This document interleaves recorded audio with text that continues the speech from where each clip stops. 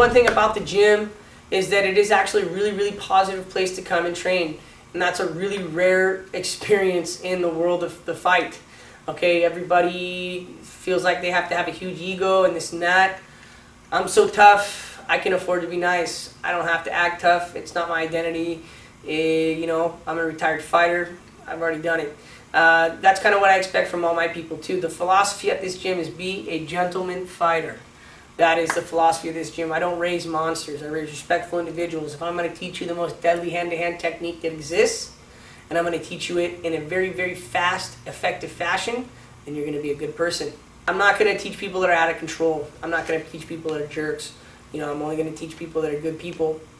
And that's because that's a decision I made for myself. This is my happy place. This is my wonderful environment. I invite people that are down to learn martial arts, that are down to have a good time and help and improve, to come in and train with me, because that's really what it's all about. I looked around online, I live locally here, and I was looking for a gym that, not the knucklehead fighters that you see out on the street, people that are responsible fighters that teach you how to fight, but people that aren't out looking for a fight. That's what I like about this gym. Everybody here is good sportsmen, and if they need to, they can step up and lay a hurt on somebody, but it's not what they're out there looking to do. Everyone's friendly, you know, it's almost like kind of like a family environment, you know? So, I mean, I wouldn't try any other gym. I like it here. The vibe in here is great. If you have questions, they'll answer, help you with the areas you need help in. It's pretty cool. More people should come in and check it out. The best part about this gym is that everybody really gets along great together. Bear keeps everything under control. It's small. Class sizes are great. Keeping it to the 10-person class size is really amazing because he can go to each individual person over the course of the hour. The gym is awesome. People are great. Bear's an awesome coach, and it's really fun to work out. It's great here. I love it. You know, most every single facility out here is mega huge. You know, 40, 30, 20 people per class, 50 people per class sometimes. Here, really small, 2 to 10 people per class. If it gets over 10 people consistently for a class, I just make more classes. I just work longer hours and I work harder because I want to keep the quality level really, really high. And that's what it's all about. It's about quality, because this is my facility. These people are wearing my name and my picture on their back. So when I look over, I don't want to be seeing people do this and with their legs apart when they're trying to armbar. I want to see everything perfect. I want to see it done right.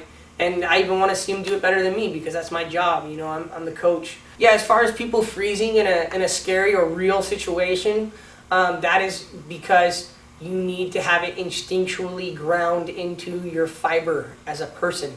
And that's the reality. You know, anybody can come here and in 1 hour I can show them so many different submission holds that'll make their head spin.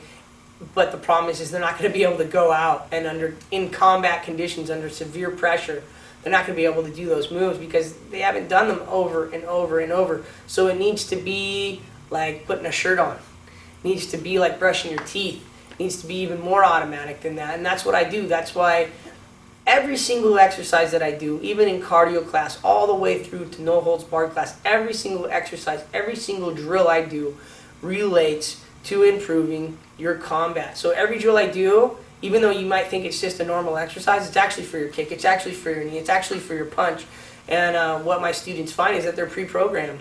And I have had students come back to me and say, wow, I was at this party, I got a knife pulled on me, I was getting hit in the back of the head, you know, grab that arm's hard, I'm over, need the guy, had the knife, you know. I don't recommend doing these things, but, you know, that's happened. I've also had girls.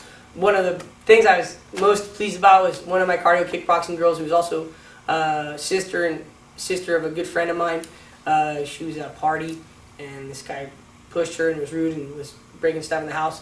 So, and again, I don't recommend this either, but she did it, and she grabbed the guy in the clinch, gave him two big knees right where it hurts, threw him a couple hooks, and pushed him out the front door. And then apparently 2 of my other cardio kickboxers were there, and they ran outside to back her up as well. I had one student who was like a week into it, and then he was partying, and he parked his car in a bad area, and then he got pulled out of his car and he got stabbed in the back. But he was only with me for about 4 days, so I don't think that counts.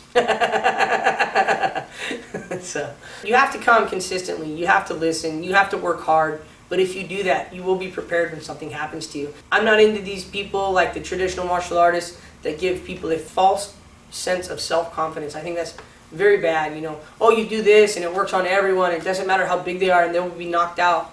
Actually, that's not true. You know, the bigger they are, the harder it is in general, for the most part. What might knock out one person will not knock out another person, and what will hurt one person, as other people have seen in my classes, will not hurt another. We need to switch things up. A lot of that too, I would teach my students to analyze the build of a person and say, look, don't do this if he's short and squat, do this if he's tall and skinny. If he's gigantic everywhere, just do this, you know. So yeah, we try to cover all angles. I have never had a student, never, ever, ever had a student or someone I've trained come back to me and say, I had a situation and I just froze up. I didn't know what to do. I never had that. I was a really good fighter. I was a really tough fighter.